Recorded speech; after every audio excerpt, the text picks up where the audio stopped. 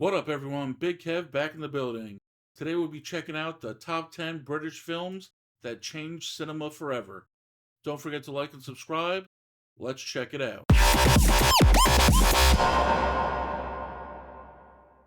Curious to see what films they consider changed cinema forever, and how many of those I've actually seen before. Yeah, so let's get into it. Let's get it, boys! Move over, America. These Brit flicks redefine the movie industry.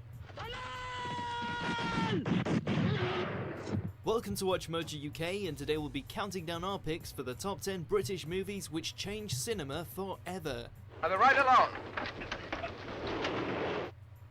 Before we begin, if you enjoy this video, please subscribe for more great content. For this list, we take a look at some of the British masterpieces that have influenced cinema worldwide and forever changed the way we experience movies. It's all right, Mrs. Wilberforce. Everything's under control. Goodbye. Number 10, Dr. No. Alright, classic James Bond. I get that. I've definitely seen this before. Probably seen all the James Bond's movie at some point or another. Sean Connery is definitely in my top two favorite James Bond. I did like Daniel Craig just because the scope and size of some of the newer movies, but you know, when you think of James Bond, you kind of think Sean Connery. There had been attempts to bring Ian Fleming's 007 to the big screen before this, but Dr. No is the first Eon Productions effort and widely regarded as the first true Bond movie. Mr. Bond. James Bond. Introducing Sean Connery as the iconic super spy, Bond has become one of the world's most recognizable and influential film characters. What are you doing here? Looking for shells? No, I'm just looking. And ever since this historic introduction, the secret agent has battled larger-than-life villains with guns, gadgets, cars, and catchphrases to shape the series and define the spy thriller genre in general. Ahoy, Mr. Bond. Ahoy, Mr. Bond. Well, what's the matter? Do you need help? Number 9. Yeah, I mean, there's probably not a movie that influenced the spy genre more than, you know, James Bond has, especially on film. I mean, until those movies came along, you know, spy films weren't nearly as, you know, popular and, you know, well known as they are today, and it's kind of set the template for what a spy movie is about in many ways. And, you know, Sean Connery's James Bond is definitely the quintessential version of that. All right, number 9, Hamlet.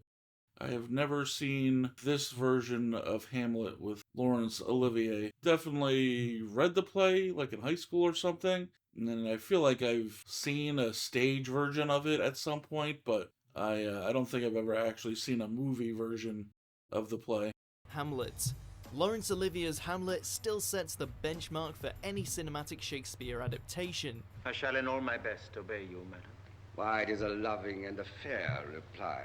This version of the famous play is one of the most firmly planted in popular consciousness, particularly noted for Olivier's tense rendition of the to be or not to be monologue, as well as some lavish settings and standout performances from the entire cast.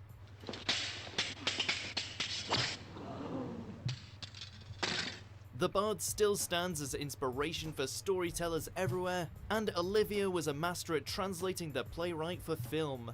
A villain kills my father, and for that I, his sole son, do this same villain send to heaven.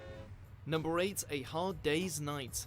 The Beatles certainly changed pop music forever, and they impacted film too. Hey, mister, can we have our ball back? A Hard Day's Night rewrote the boundaries between music and the movies. Put your tongue away, it looks disgusting hanging that old pink. Oh, okay, I didn't know that. I've never seen A Hard Day's Night. I think when I was younger, I think I saw Yellow Submarine. I think that's the only film of theirs that I saw. I don't know how many they actually did, but I think the only one that I actually saw was the Yellow Submarine. Yeah, I didn't know that it had like a big cultural impact on movies in general. I mean, I know the obviously impact they've had on music, but I didn't know that translated over to film. Naked. One slip of the razor and... Capturing the Beatles at the height of their fame in a whirlwind of cinematic inventiveness, Richard Lester directs an all-encompassing extravaganza, giving fresh insight on the Fab Four as they travel from Liverpool to a televised gig in London. I now declare this bridge open. Hilarious shenanigans ensue, and the soundtrack second to none. Number 7, The 39 Steps. Alfred Hitchcock reached the peak of his fame while working in the US, thanks to classics including Rear Window and Psycho. Yeah, I've seen those. Do not believe I've ever seen The 39 Steps, though. But Hitchcock's work began in Britain, and The 39 Steps could be considered as the apex of the first half of the director's career. It's quite true. Listen. Yeah, wow, I'm surprised I've heard the name before, so I definitely have heard of the movie, but I didn't even know it was a Hitchcock movie. I just heard the name in passing, maybe saw it on like a best of list somewhere, but I've never actually seen any clips from the movie or know anything about it. It's foreigners. They've murdered a woman in my flat and now they're waiting for me. Regarded as a masterpiece by the likes of Orson Welles, the edge-of-the-seat story of espionage and murder proved one of the most important and influential thrillers of the century, becoming Hitchcock's first great spy movie. 39 I'll have to make a point to check that out. That sounds interesting. Steps is an organization of spies, collecting information on behalf of the Foreign Office of... Number 6, The Lady Killers.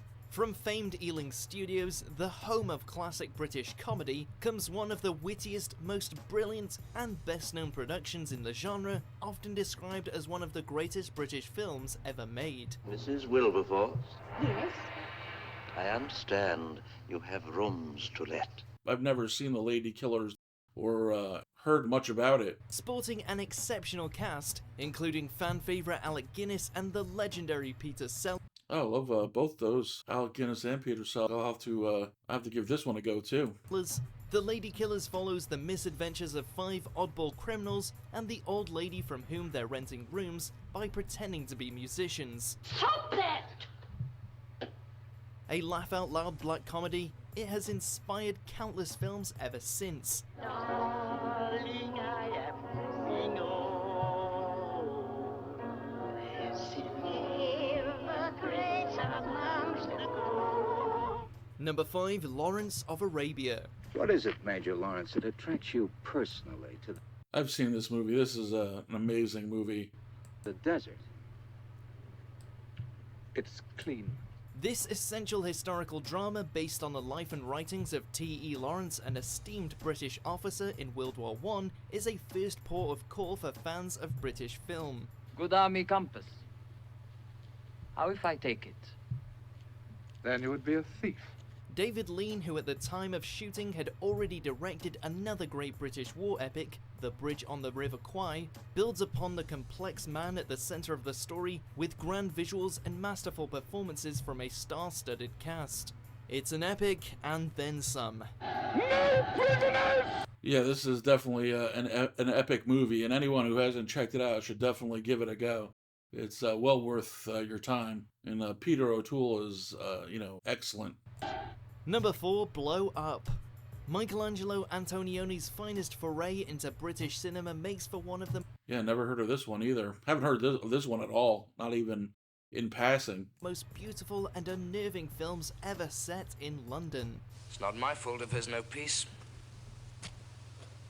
You know, most girls would pay me to photograph them. A complex and challenging piece of art, with its explicit depictions of sex and drug use, this film directly contributed to the abolition of the production code in America, a set of moral guidelines for US movies which stood until 1968. Oh wow, I didn't know it had like a important place in history too. Surprised I've never heard anything about it. Yes! Yes! Yes! Charting a day in the life of a fashion photographer who believes he may have captured a murder on film, Blow Up proved counterculture perfection and remains a favourite for cinephiles worldwide. What did you see in that part?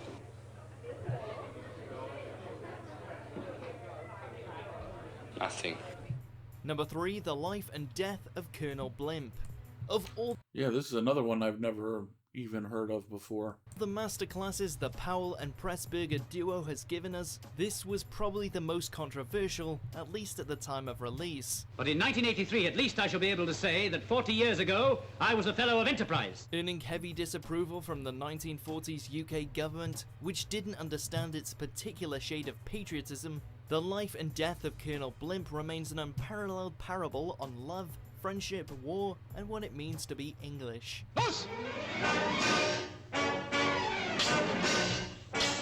It's probably not as well known as the Red Shoes or Black Narcissus, but Powell and Pressburger ranked it as one I've heard of Black Narcissus. of their best, and we wholeheartedly agree. Money lost its value, the price of everything rose, except of human beings.